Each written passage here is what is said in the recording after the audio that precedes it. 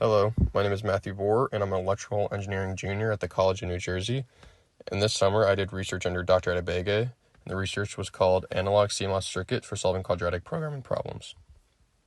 To begin with the abstract, this work focused on creating an analog circuit using CMOS technology to aid in solving quadratic programming problems. Quadratic programming circuits using op-amps and operational transconductance amplifiers, also known as OTAs, were also investigated. The circuit will ultimately be for control-related applications due to the presence of QPPs in this field. Ultimately, the aim of this research is to design multiple circuits capable of performing some mathematical operations such as addition, integration, or vector matrix multiplication. Particular attention is paid to using CMOS transistors to realize these circuits given their potential for a VLSI implementation. Specific nodes within the circuit converge towards an equilibrium voltage, in turn providing the values of the optimal vector of optimization variables that minimize the quadratic program. Using analog circuits to solve control problems have been around for some time now. Kennedy and Chua proposed a neural network circuit for solving nonlinear programs in a 1998 paper. Also, Skibic and Dr. Adebege used OTAs and capacitors only to solve an MPC formulated as a quadratic program in a 2018 paper. A 2020 paper by Polly also realizes a CMOS current-to-current vector matrix multiplication circuit using gain current mirrors. These circuits will prove to be useful when trying to realize the building blocks needed to perform the mathematical operations. So what is a quadratic program?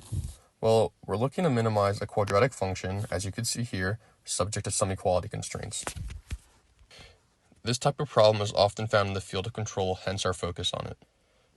Since we're looking to optimize a function subject to an equality constraint, we're going to use the Lagrangian in what can be described as a neural network circuit model. The Lagrangian is used to find an optimal point of the quadratic program subject to equality constraints by setting the partial derivative of the Lagrangian with respect to the optimization variables equal to 0, and the partial derivative of the Lagrangian with respect to the Lagrange multipliers equal to 0, as you can see here. A neural network model that converges to an equilibrium value that satisfies the Kruskal-Tucker conditions is employed. Assuming the network is stable, the equilibrium of the system is described by the two equations below, providing an optimal solution to the quadratic program. The first circuit we'll look at is the op-amp quadratic program circuit. So for the problem setup, the op-amp quadratic program circuit is based on the neural network model in which certain node voltages converge to a solution. The system is described by the following two equations. We essentially used op-amps in common configurations to realize specific mathematical functions. For example, an op-amp configured as a summing amplifier serves the dual purpose of summing terms together, as well as establishing a gain to certain signals that correspond to the weights of the elements in the matrices so as to allow for vector matrix multiplication. Also, we use the op-amp with the capacitor to realize integration. Now onto the op-amp quadratic program simulation. By using these example matrices and vectors, you could see that these node voltages within the circuit converge to specific values, which really are the optimal vectors that minimize the quadratic function. Now onto the CMOS vector matrix multiplier circuit.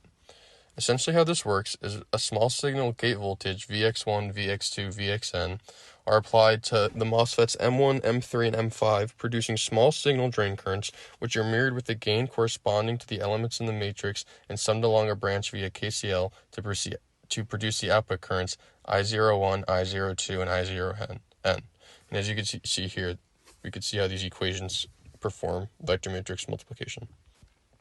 By looking at the circuit, you could see that the input gate voltages create a small signal drain current, which is then mirrored using this MOSFET current mirrors that have a gain corresponding to the weights of the elements in the matrices, which are then summed along a branch and then reflected using a PMOS current mirror with unity gain so that they could be used elsewhere.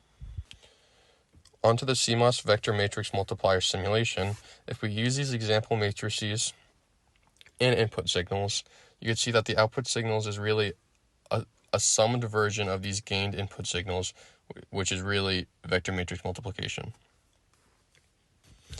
Now onto the conclusion. This research successfully realized an op-amp circuit capable of solving quadratic programs subject to linear equality constraints, as well as a CMOS voltage-to-voltage vector matrix multiplier circuit. Simulation results demonstrate the potential of using a transistor-level circuit to perform vector matrix multiplication and using analog circuits for solving quadratic programming problems with a relatively high degree of accuracy.